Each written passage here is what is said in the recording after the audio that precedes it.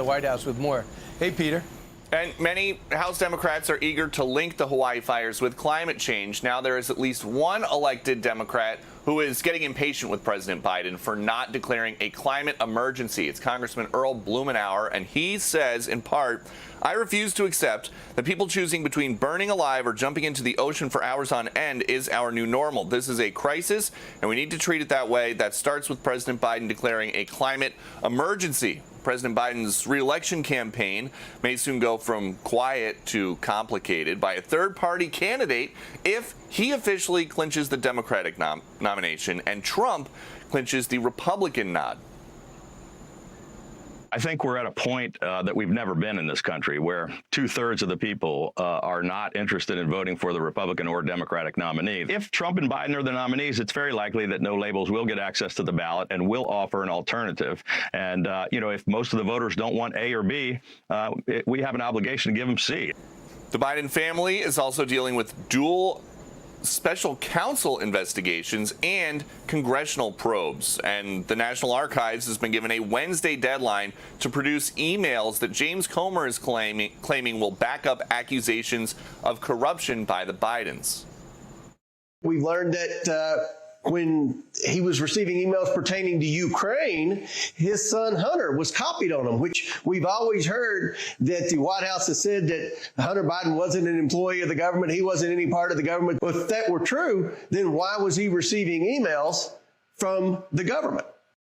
And according to multiple reports this weekend, Hunter Biden's lawyers are so confident there's no there that at least once they threatened the Justice Department with calling President Biden as a fact witness in their defense. Back to you. Right. Well, what would that have done, Peter? I mean, who does that hurt?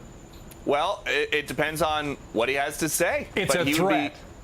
Right, and it would be, the lawyers were arguing that based on what Hunter is accused of, bringing the president, they didn't think it was worthy of bringing the president into a courtroom as a defense witness, right. Because it would basically be a constitutional crisis. And we don't know if President Biden even would have done it, because his lawyers would most likely argue to keep him off of a witness stand for any case. But they were really putting the screws to the DOJ and saying that was going to be their next move. Right. And Peter, in the reporting over the weekend, largely from the New York Times, essentially what it said was David Weiss, who was looking into it when he was a U.S. attorney in Delaware before he became the special counsel guy, he had decided no charges would be brought against Hunter Biden until the IRS whistleblowers popped up. And then suddenly it's like, hey, wait a minute. And then they said, OK, we're going to have to charge him with something. And these Republicans in Congress who were calling for a special counsel for a long time, but then were mad that it was Weiss because he okayed what they think was a sweetheart deal. Business operations.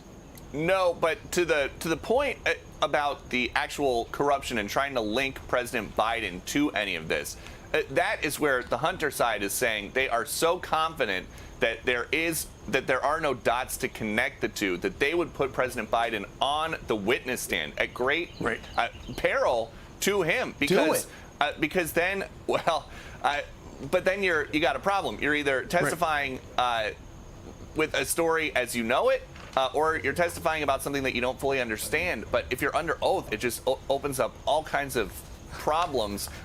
And if he truly does not know anything, you probably wouldn't be calling him. Yeah. But it just seems like it would be a real put him on the. I mean, we want to ask him the questions that you've been asking him. I would love to see him on the stand.